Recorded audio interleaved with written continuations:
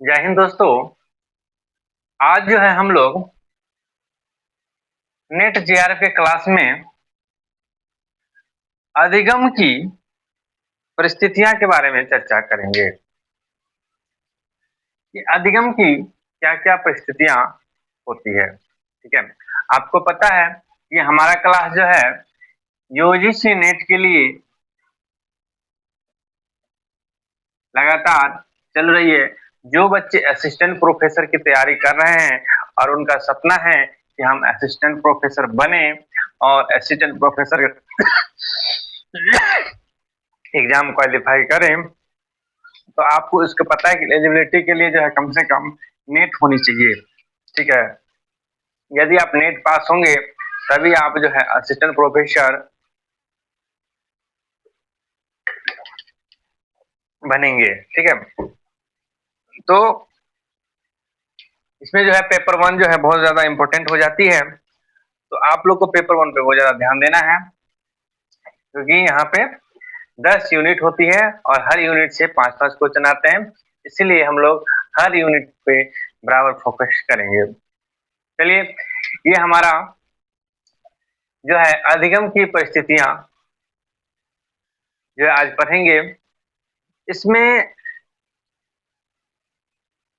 जो अधिगम की परिस्थितियां में ये समझना होगा कि जो शिक्षण प्रक्रिया में अधिगम, या जो हम ये कह सकते हैं कि जो सीखने की जो तुलनात्मक विधियां होती है ना, उसमें अधिगम की जो परिस्थितियां होती है वो ज्यादा उपयोगी होती है। ठीक है, सबसे पहले जो है रॉबर्ट गेने ने अपनी पुस्तक में, Robert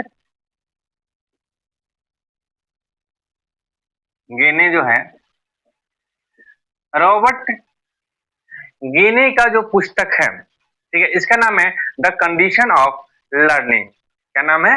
the condition of learning. And इनका किताब है, यानी किताब का जो नाम है, किताब है द कंडीशन ऑफ लर्निंग। ठीक है, द कंडीशन ऑफ लर्निंग इनका जो किताब है, इन किताबों में जो अधिगम की परिस्थितियां हैं उनको ये 8 भेदों में बांटे हैं। कितने भेदों में बांटे हैं? तो कहेंगे इनको जो है ये 8 भागों में बांटे हैं।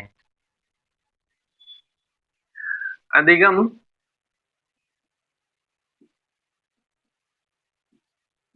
की हेडिंग लगा लीजिएगा आप लोग, अधिगम की परिस्थितियां। अधिगम की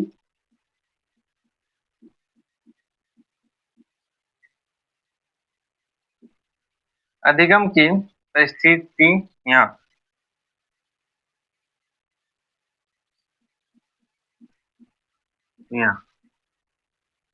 अधिगम की परिस्थितियां, ठीक है, यानी अधिगम की परिस्थितियों को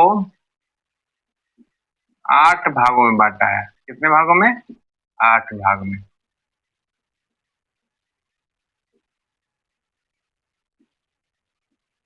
बांटा है। किसने बांटा है? तो रॉबर्ट गेने ने बांटा है। ठीक है, रॉबर्ट गेने ने अपनी किताब the condition of learning, the condition of learning में कितने भागों में अधिगम की परिस्थितियों को बांटा है? तो कहेंगे सर ये 8 भागों में बांटा है।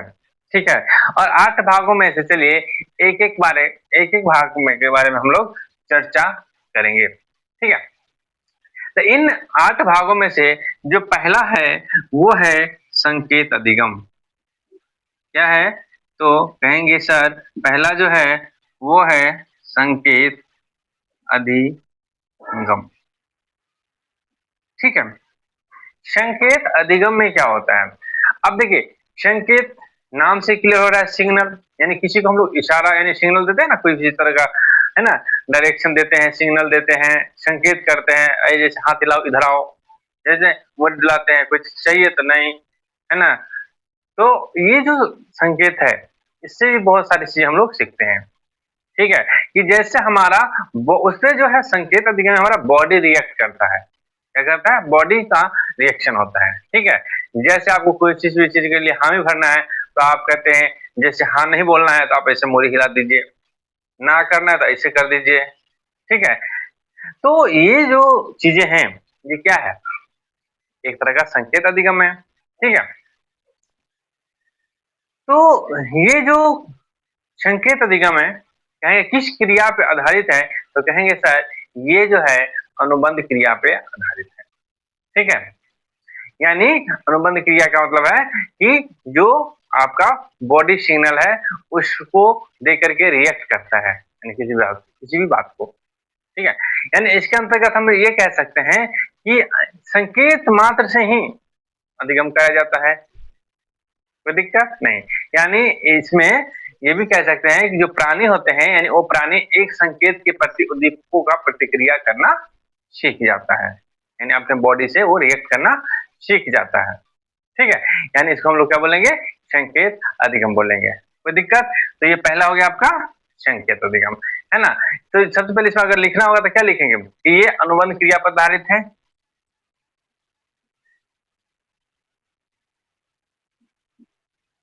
ये जो है आपका अनुबंध क्रिया पर आधारित है,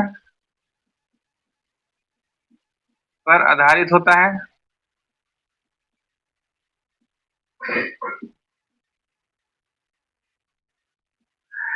अनुबंध क्रिया पे आधारित है या फिर आधारित होता है, ठीक है। आप भाषा जो है अपने हिसाब से लिख सकते हैं, कोई दिक्कत नहीं।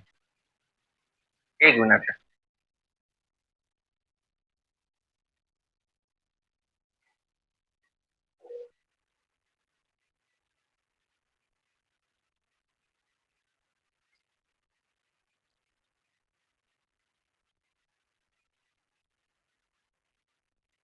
ठीक है।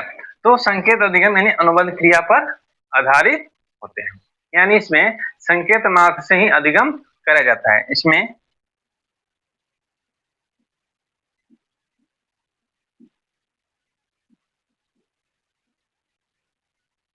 संकेत के माध्यम से अधिगम कराया जाता है,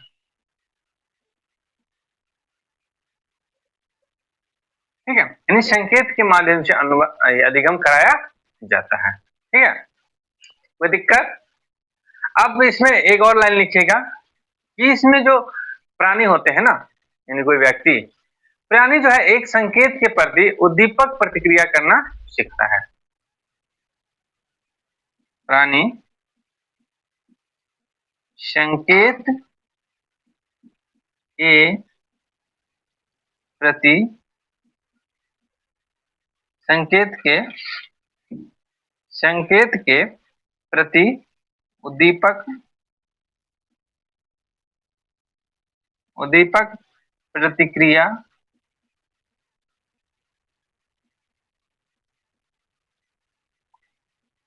करना सीखता है, ठीक है। यानी संकेत अधिगम में इतने सारे पॉइंट आप जान सकते हैं कि अनुबंध क्रियाओं पर आधारित होता है, संकेत के माध्यम से अधिगम कराया जाता है, प्राणी संकेत के प्रति उद्दीपक प्रतिक्रिया करना सीखता है, ठीक है। अगला भाग में हम लोग चलते हैं, इसका दूसरा पॉइंट, इसको मिटाते हैं। तो इतना समझ गए ना कि शो को जो है सबसे पहले रॉबर्ट गेने ने बताया था अपनी किताब द कंडीशन ऑफ लर्निंग में, और अधिगम की प्रक्रिया को 8 भागों में बांटा था, जिसमें से हम लोग पहला भाग देखें संकेत अधिगम। अगला देखते हैं, पहले इसको मिटा लेते हैं।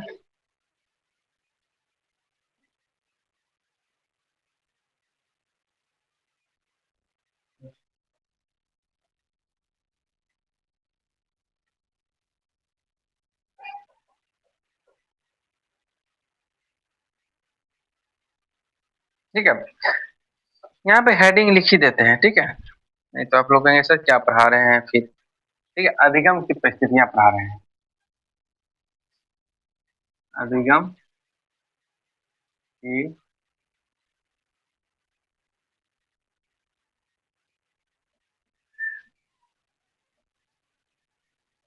अधिगम की परिस्थितियां पढ़ा रहे हैं, कोई दिक्कत नहीं, ठीक है, इसमें से हम लोगों ने देखा, क्या देखा, तो संकेत अधिगम देखा।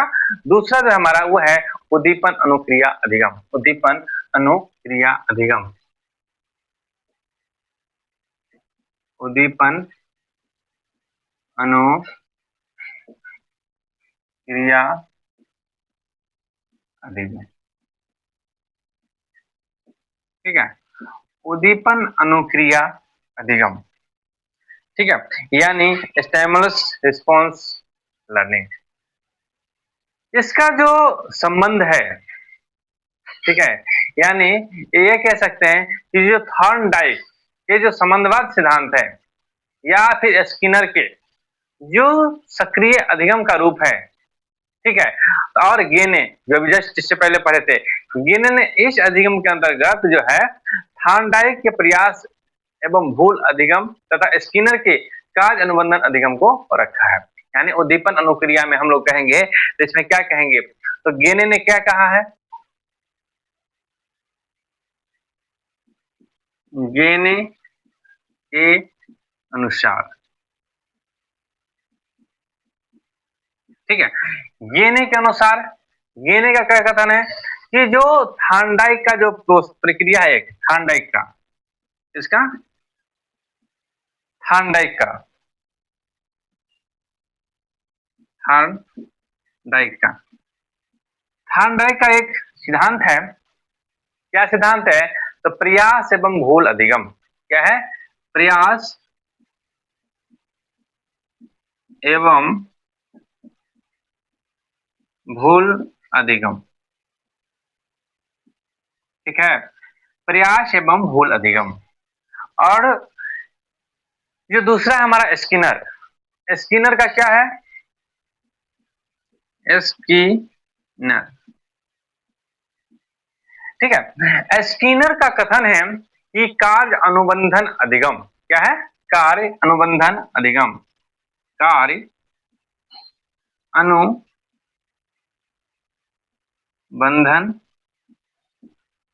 अधिगम,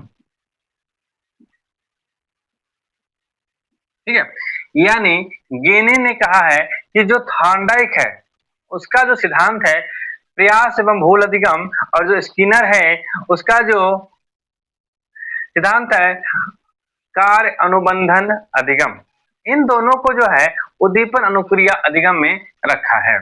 ठीक है, दोनों में ये बताया है कि ये दोनों का ही जो संबंध है ये उद्दीपन अनुक्रिया अधिगम है। ठीक है, क्यों, क्योंकि जो इंसान का जो फितरत होती है कि वो लगातार किसी भी चीज को अगर प्रयास करता है तो एक समय के बाद वो भूल भी जाता है। यानी ये कह लें कि प्रयास भूल अधिगम, यानी आप जब भी कोई चीज को सीखते हैं तो उसको फिर भूलते भी है।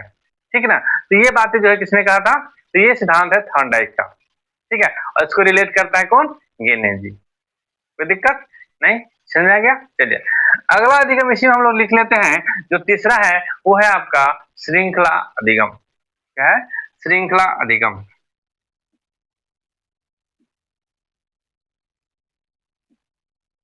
श्रृंखला अधिगम, ठीक है, श्रृंखला अधिगम नाम से क्लियर है, इसको इंग्लिश में हम लोग चेन लर्निंग बोलते हैं। ठीक है, क्या कहते हैं, चेन लर्निंग। अब चेन में देखिए, चेन में क्या होता है, एक से तो चेन का निर्माण होगा नहीं, यानी इसमें दो, कम से कम दो या दो से अधिक उद्दीपन करने वाले या आपस में समन्वय करने वाली चीजों को, चीजें की श्रृंखला को यानी श्रृंखला अधिगम कहते हैं। कोई दिक्कत नहीं, यानी इसमें ये कह लीजिए कि दो या दो से अधिक उद्दीपन अनुक्रियाएं करने वाली आपसी समन्वय को एक श्रृंखला को श्रृंखला अधिगम कहते हैं। कोई दिक्कत नहीं, इसमें लिखेंगे दो या दो से अधिक, दो या दो से अधिक उद्दीपन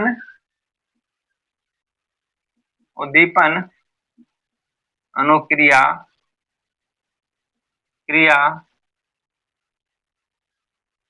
करने वाली, दो या दो से अधिक उद्दीपन अनुक्रिया करने वाली समन्वय या उद्दीपन करने वाली अनुक्रिया, दो या दो से अधिक उद्दीपन अनुक्रिया करने वाली आपसी समन्वय को, आपसी समन्वय को, समन्वय की श्रृंखला को,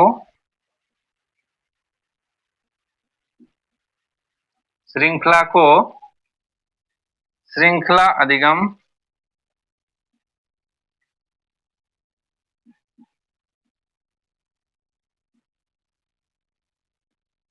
अधिगम कहते हैं। ठीक है, यानी श्रृंखला अधिगम ये लिख सकते हैं, दो या दो से अधिक उद्दीपन अनुक्रिया करने वाली आपसी समन्वय की श्रृंखला को श्रृंखला अधिगम कहते हैं। ठीक है, समझ में आ गया होगा आप लोग को? कोई दिक्कत? इसको मिटाते हैं, बोर्ड भर गया हमारा। यानी श्रृंखला अधिगम समझ गए, उद्दीपन अनुक्रिया अधिगम समझ गए। चलिए इसको मिटाते हैं, अगला पे चलते हैं।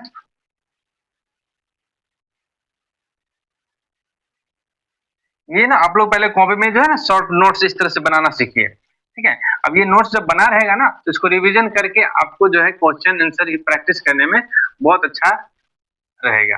ठीक है, क्योंकि जब तक आप चीजों को जानेंगे नहीं कि किसको क्या कहते हैं, ठीक है, तब तक फिर आप अनठिकाने कुछ से कुछ टिक करके आ जाएंगे। ठीक है, इसीलिए ये सब जानना जरूरी है कि किसको क्या कहते हैं, किसने क्या कहा।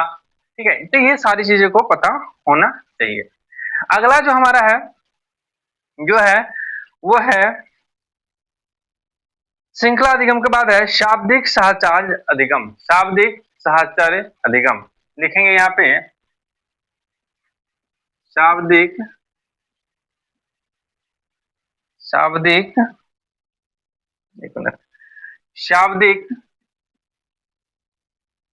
साहचर्य अधिगम। नाम से ही क्लियर हो रहा होगा आप लोग को, जे जो शाब्दिक मतलब शब्द से रिलेटेड है, यानी शब्द को सीखने से रिलेटेड है। यानी ये कह सकते हैं कि सीखना, क्या सीखना? तो शाब्दिक मतलब शब्द, ठीक है, तो शब्दावली सीखने से रिलेटेड लग रहा है ना। बात को ध्यान से सुनिएगा, यानी ये भी जो एक प्रक्रिया है सीखना, यानी शाब्दिक साहचर्य अधिगम, ये भी एक तरह का ये कह सकते हैं कि श्रृंखला अधिगम का ही एक दूसरा प्रकार है। ठीक है, जैसे श्रृंखला अधिगम अभी देखें, ठीक है, तो श्रृंखला अधिगम का ही क्या है, ये एक प्रकार है। ठीक है, इसमें क्या करते हैं, जो श्रृंखला अवधि शाब्दिक अगर हम बात करें तो इसमें अभिव्यक्ति में से संबंधित, या ये कह लीजिए कि ये जो है श्रृंखला शाब्दिक अभिव्यक्ति से संबंधित हो जाती है, इसलिए हम इसको शाब्दिक साहचर्य अधिगम कहते हैं। फिर सुनिएगा, यानी श्रृंखला शाब्दिक अभिव्यक्ति से संबंधित हो जाती है, इसलिए इसे हम शाब्दिक साहचर्य अधिगम कहते हैं। जैसे शब्दावली का सीखना, क्या है? शब्दावली, यानी हम कोई शब्द सीखते हैं, जैसे अभी जो हम बोल रहे हैं, थोड़ा सा ये क्या है, ये हिंदी का थोड़ा सा टफ शब्द आ जाता है, जो आपको लगता है अभिव्यक्ति क्या होता है, यानी खुद का। ठीक है, यानी खुद कोई चीज सीखते हैं। ठीक है, तो सबसे पहले हम यह क्या लिखेंगे कि यह जो है श्रृंखला शाब्दिक अभिव्यक्ति,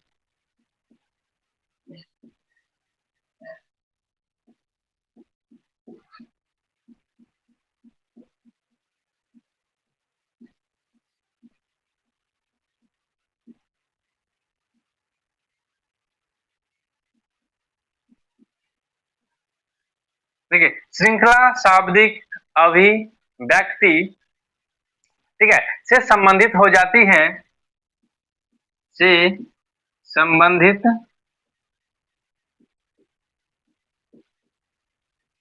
हो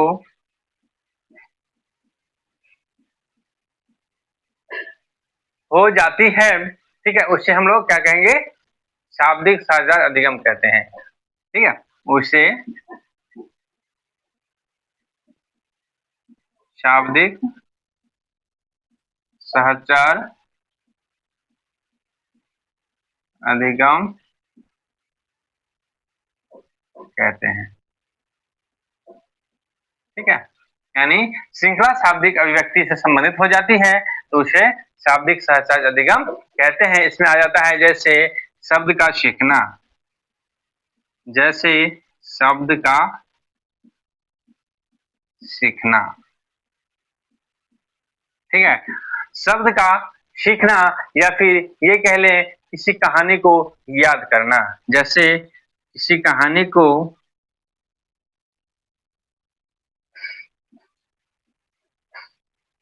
याद करना। ठीक ना, ये शाब्दिक सहचर्य अधिगम के अंतर्गत आता है। कोई दिक्कत? इसके बाद हम लोग देखेंगे विभेदन अधिगम या डिस्क्रिमिनेशन लर्निंग।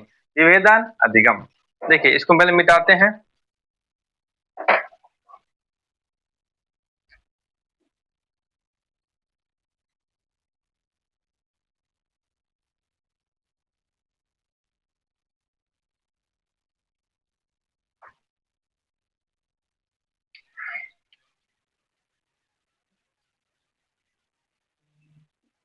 पांचवा आपका विभेदन विभेदन अधिगम। ठीक है, विभेदन अधिगम। अब इसे समझिए, विभेदन अधिगम के अंतर्गत क्या होता है?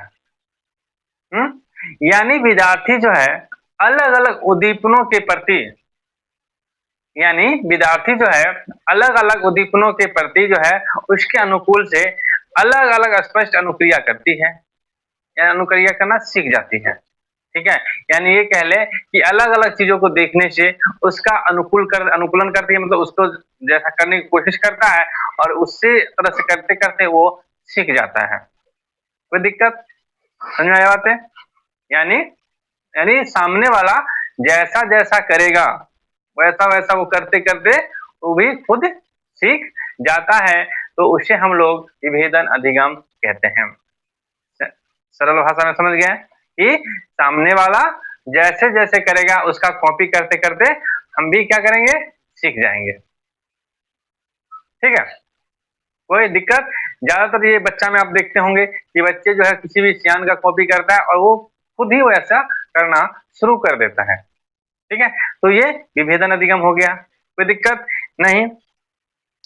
तो विभेदन अधिगम का हम डेफिनेशन की बात करें तो क्या कह सकते हैं कि इसके अंतर्गत जो है अलग अलग यानी विद्यार्थियों में अलग अलग उद्दीपनों के प्रति अनुकूलन से अलग अलग स्पष्ट अनुक्रिया करना सीख जाता है ना।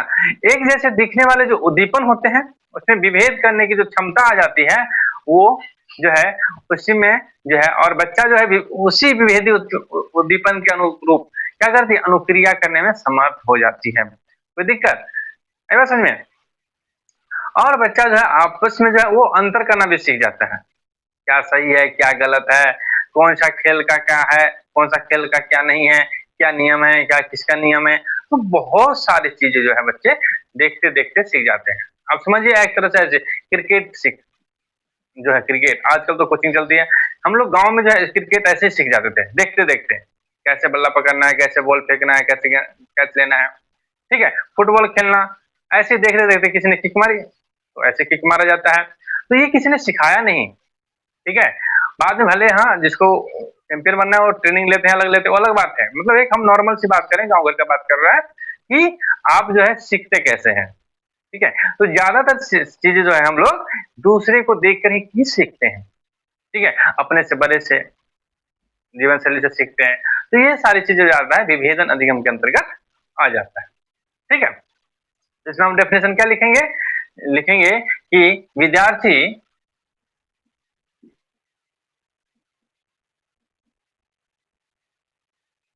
विद्यार्थी अलग अलग अलग अलग कह लीजिए या फिर भिन्न भिन्न कह लीजिए। ठीक है, अलग अलग उद्दीपनों के प्रति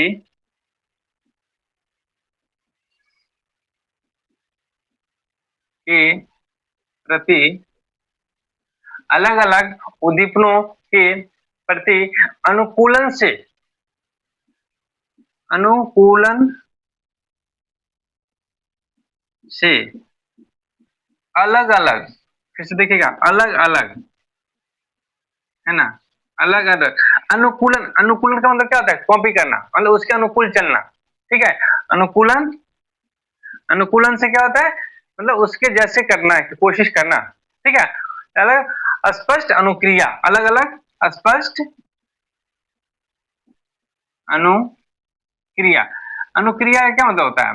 यानी स्पष्ट अनुक्रिया, अनुक्रिया मतलब होता है जो सामने वाला जो क्रिया करेगा उसका टू कॉपी हम मारेंगे, तो वो हो गया अनुक्रिया। ठीक है, यानी क्रिया का अनुक्रिया करना है, मतलब आप जैसे से करो ठीक वैसे वैसे हम भी करेंगे। अनुक्रिया करना सीख जाता है, करना सीख जाता है। ठीक है, यानी विभेदन अधिगम में क्या हो गया कि विद्यार्थी जो है अलग अलग उद्दीपनों के प्रति अनुकूलन से अलग अलग स्पष्ट अनुक्रिया करना सीख जाता है। कोई दिक्कत है ना? जैसे ऐसे मान लीजिए जैसे फुटबॉल और हॉकी दोनों खेल अलग है, तो दोनों में अंतर अलग अलग है, तो ये जो स्पष्ट अंतर करना सीख गया, जय विभेदन अधिगम। कोई दिक्कत नहीं, समझ में आ गया होगा आप लोग को। चलिए आगे हम लोग बढ़ते हैं। अगला है हमारा संप्रत्यय अधिगम यानी कॉन्सेप्ट लर्निंग। संप्रत्यय अधिगम यानी कॉन्सेप्ट लर्निंग, ये भी बहुत ज्यादा ही आसान है। चलिए इसको देखते हैं, इसको मिटाते हैं पहले।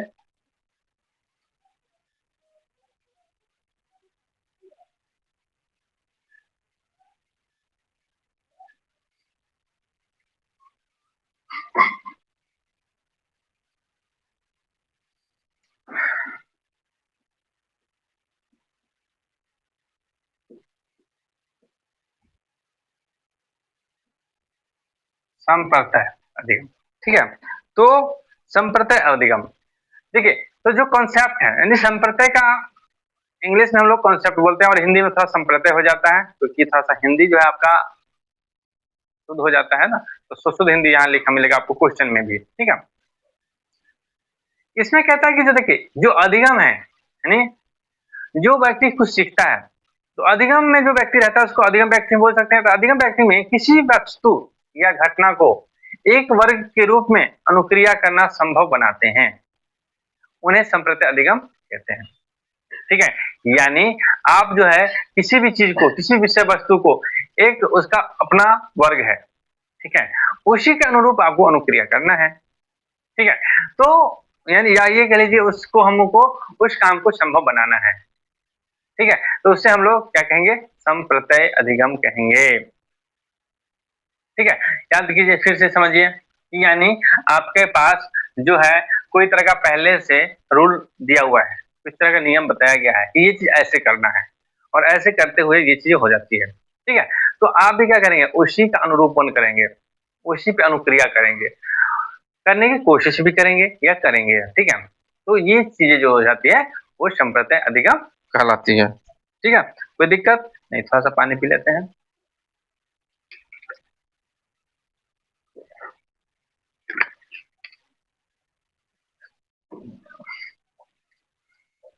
फिर समझिए, कॉन्सेप्ट लर्निंग यानी जब कोई वस्तु या घटना को एक वर्ग के रूप में अनुक्रिया करना संभव बनाते हैं, ठीक है, तो उसे हम लोग संप्रत्यय अधिगम कहते हैं। फिर समझिए, किसी वस्तु या घटना को एक वर्ग के रूप में अनुक्रिया करना संभव बनाते हैं, उसे संप्रत्यय अधिगम कहते हैं। और ये सब प्रथम किसने कहा था? तो ये कैंडलर ने कहा था। किसने कहा था? ये कैंडलर ने कहा था, इसका उल्लेख किया था। ठीक है, तो यानी ये लिखेंगे इसमें कि अधिगम व्यक्ति में किसी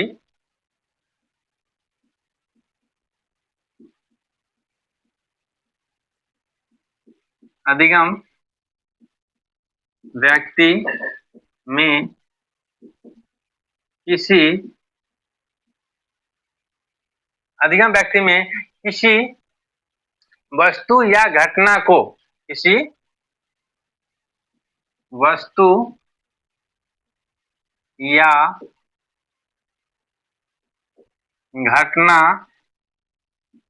किसी वस्तु या घटना को क्या करेंगे? एक वर्ग के रूप में, क्या करेंगे? एक वर्ग के रूप में, तो एक वर्ग के एक वर्ग के रूप में अनुक्रिया करना संभव बनाएंगे। रूप में अनुक्रिया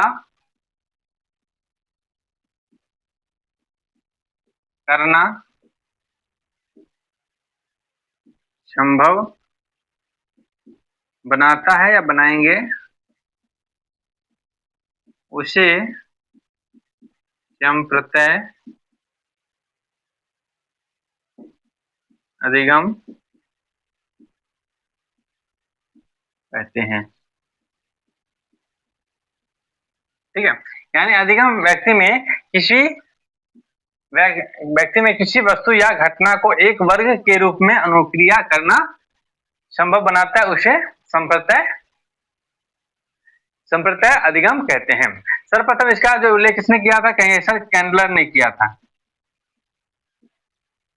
कैंडलर ने इसका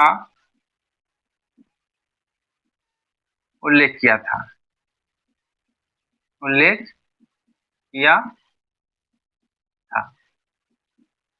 ठीक है, तो कई बार क्वेश्चन पूछ देता है किसका उल्लेख किसने किया था, तो इसका उल्लेख कैंडलर ने किया था। कोई दिक्कत नहीं।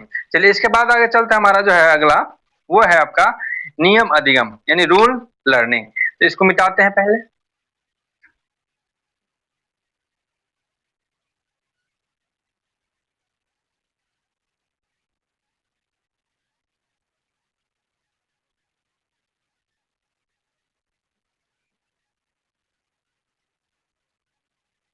ठीक है, यानी हम लोग देखेंगे अब नियम अधिगम यानी रूल लर्निंग। ठीक है, लिखिए कौन सा ये 7वां होगा नियम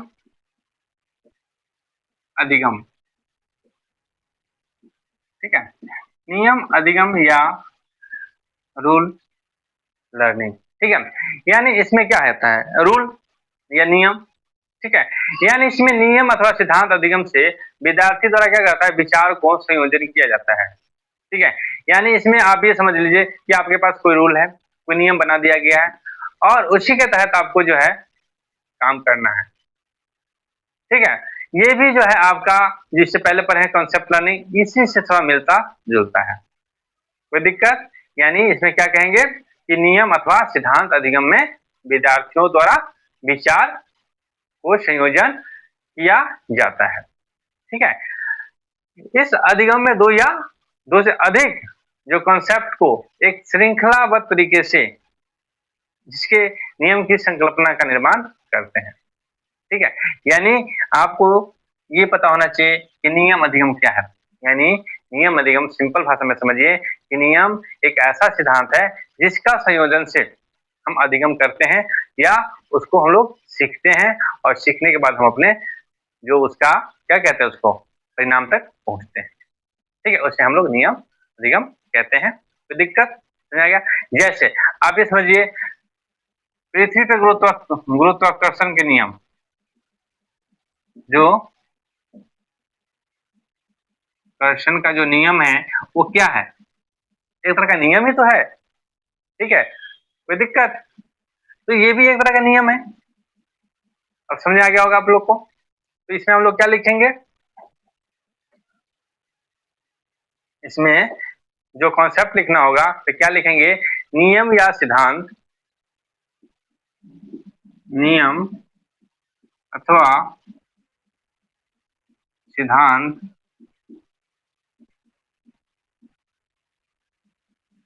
नियम अथवा सिद्धांत अधिगम में विद्यार्थियों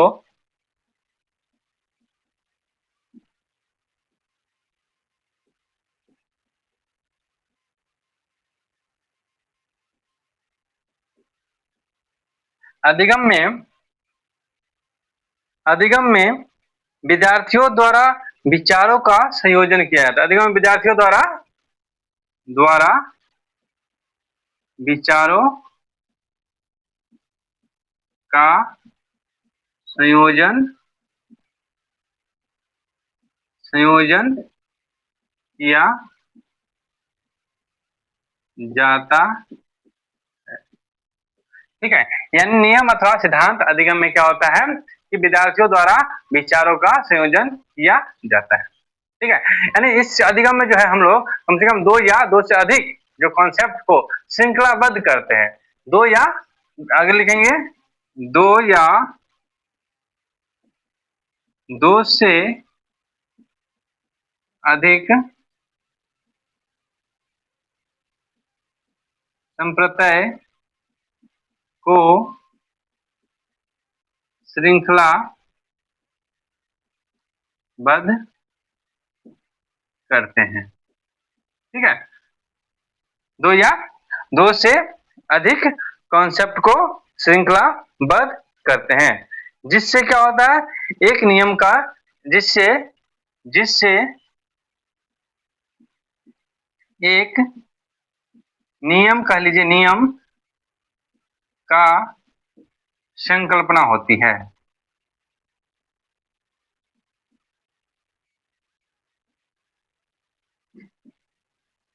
होती है। ठीक है, यानी जिससे एक नियम का संकल्पना एक दिखा गया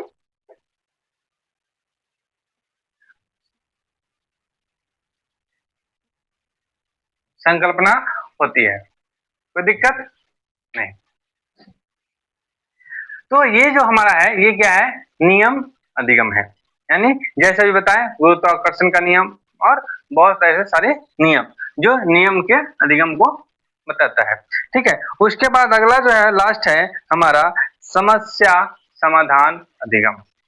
ठीक है, यानी समस्या समाधान अधिगम क्या होता है, प्रॉब्लम सॉल्विंग लर्निंग। ठीक है, इसको समझते हैं थोड़ा सा, और ये हमारा लास्ट है।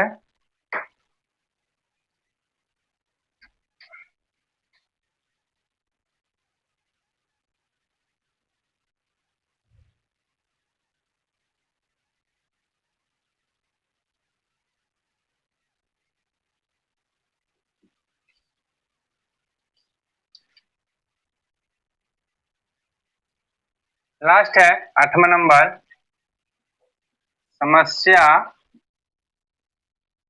समाधान समस्या समाधान अधिगम। अधिगम ठीक है, यानी ये समझिए इसमें कि जो समस्या समाधान अधिगम है ये नियम अधिगम का ही एक अलग प्राकृतिक विस्तार रूप इसको कह सकते हैं। ठीक है, यानी इसमें आप क्या करते हैं, यानी इस अधिगम में जो है अपनी मौलिकता का प्रयोग करते हैं। ठीक है, मौलिकता का प्रयोग करते हुए किसी न किसी समस्या के समाधान तक पहुंचते हैं। इसे हम इसीलिए इसको समस्या समाधान अधिगम कहते हैं। यानी आप जो है किस नियम के तहत किस समस्या को सॉल्व करेंगे, यही समस्या समाधान अधिगम है। ठीक है, तो यानी क्या लिखेंगे इसमें, समस्या समाधान अधिगम में नियम अधिगम का ही क्या ये प्राकृतिक विस्तार है। तो ये लिखेंगे यहाँ पे नियम अधिगम का प्राकृतिक विस्तार है।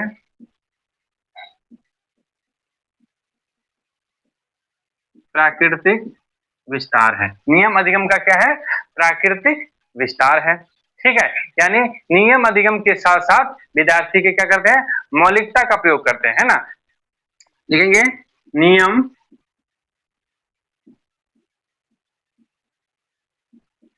अधिगम के साथ विद्यार्थी मौलिकता का प्रयोग करते, मौलिकता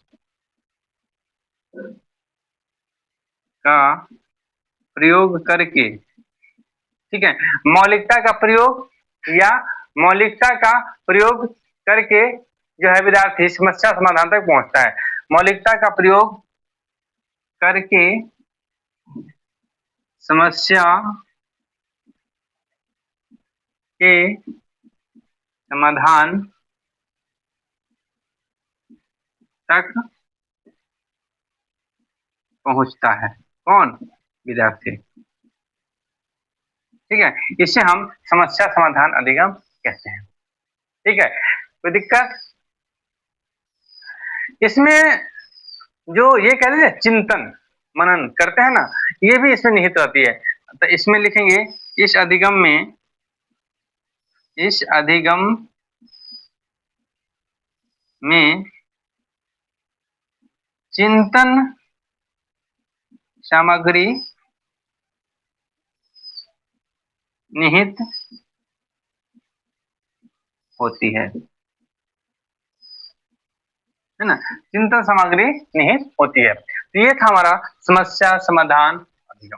ठीक है, इस तरह से आप देखेंगे तो अधिगम की परिस्थितियां, हमारा टॉपिक जो है खत्म हुआ, क्योंकि थोड़ा सा लंबा कॉन्सेप्ट था, लंबा टॉपिक था, 8 प्रकार पढ़ना था, तो इसमें बहुत ज्यादा समय लगा, है ना। आप लोग को समझ में भी आया होगा। आप लोग को लगातार क्लास मिलती है, मिलती रहेगी, ठीक है। और इस तरह से धीरे धीरे हम जो है टीचिंग एप्टीट्यूड जो है खत्म करेंगे। थोड़ा थोड़ा ही पढ़ेंगे, लेकिन अच्छे से पढ़ेंगे, ठीक है, हड़बड़ाना नहीं है, ठीक है। आपका जो है तैयारी 3 से 4 महीने का तैयारी होता है, 3 से 4 महीने में आपका जो है ये पेपर 1 खत्म हो जाता है, ठीक है। आप लोग का दिसंबर में इसका फॉर्म आता है। दिसंबर वाले बच्चे इस पे फुल फोकस कर लीजिए, ताकि आपका जो नेट निकल जाएगा, तो फिर आप एलिजिबिलिटी पा लेंगे, तो आप फिर निश्चिंत रहेंगे, फिर आगे का तैयारी करेंगे, ठीक है। तो इसको यहीं तक खत्म करते हैं, ठीक है। इसको आप लोग जो है शॉर्ट नोट बनाते चलिएगा, कॉपी में लिखते चलिएगा, ताकि जब तक आपको उस शब्द का मीनिंग नहीं पता रहेगा, शब्द का कॉन्सेप्ट नहीं पता रहेगा चीजें का, तो आप डायरेक्ट क्वेश्चन बनाने से आपको कोई फायदा नहीं मिलेगा, क्योंकि आप क्वेश्चन तुक्का मारेंगे, और क्योंकि क्वेश्चन इसमें रिपीटेशन बहुत कम होती है, या ना कि बराबर, मतलब 10% रिपीटेशन होती है, और बाकी आपका पूरी फुल्ली कॉन्सेप्चुअल क्वेश्चन रहता है ना। जो बच्चे सोचते हैं ना कि हम रट के पास कर जाएंगे, इसमें रटने वाला चीजें नहीं है, पेपर 1 रटने का चीज नहीं है। आप रट के कभी नहीं पास करते, रटते रहिएगा, 20 नंबर लाते रहिएगा, रटिएगा 20 से 22 नंबर के बीच में रहिएगा, समझिएगा, 30 से एबव 35 से एबव आप जाइएगा, ठीक है। चलिए, तो यहीं पे क्लास को खत्म करते हैं। जय हिंद।